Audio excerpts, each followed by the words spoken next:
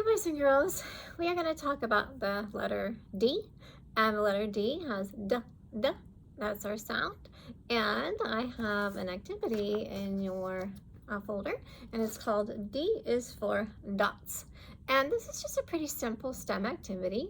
And what you're supposed to do is if you have an object at home that you can use to set up and try to have a chain reaction.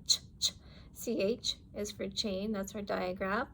And that means that you would set it up on your paper and you would try to make it so when you touch the first piece, it would fall down like a reaction.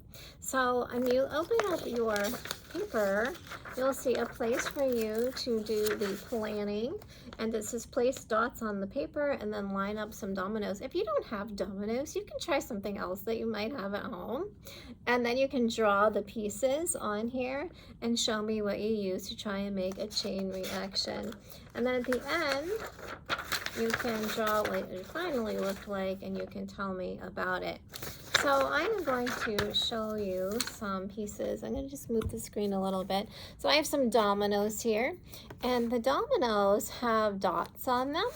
And dominoes are kind of fun because we can use these for math as well. We can look at this domino and there's 2 on one side and 4 on the other. We could use it for math. We could have 4 plus 2 and count our fingers up. 1, 2, 3, 4, 5, 6.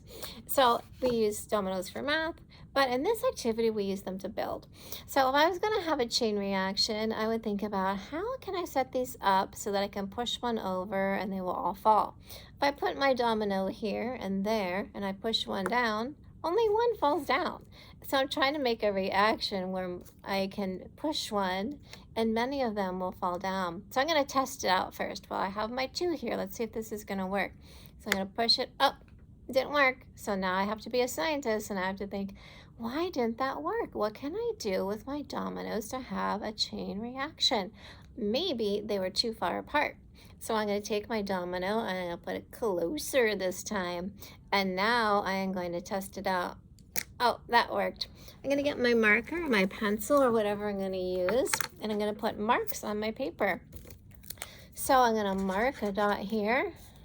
Here's where a domino would go. I'm going to mark a dot behind it. I think this is where a domino might go. And I'm going to keep marking up my paper and seeing if I can have a chain reaction. And maybe my goal is going to see how many dominoes I can put on here without them falling over. And then I'm going to test it out and see if it works. I have a lot of dominoes sitting here. And sometimes it works. Sometimes it doesn't. If it doesn't work, we try all over again without getting frustrated. We just keep at it. We use our stamina and perseverance. So right now I'm going to put another one on here. And I'm going to count how many dominoes that I have. 1, 2, 3, 4, 5, 6. This one's a little hard to see. But now I'm going to push. I'm going to move the camera just a little bit. I'm going to push it and I'm going to see, am I going to have a chain reaction? Oh, here we go. 1, 2, 3. Woo! I had a chain reaction. So maybe now I'm going to take my dominoes. I have these ones planned out where I can set them. And maybe I'll try and make even more. Maybe I'll go all the way around in a huge circle and see if I can get a chain reaction out of my dots. Let's say I didn't have any dominoes at my house. I could look at something else I might have. I have a little bin here. Maybe you have Legos you could use instead. If you don't have dominoes, but you have some Legos, see if you could do the same thing. Make some dots and put some Legos. Do you have a chain reaction?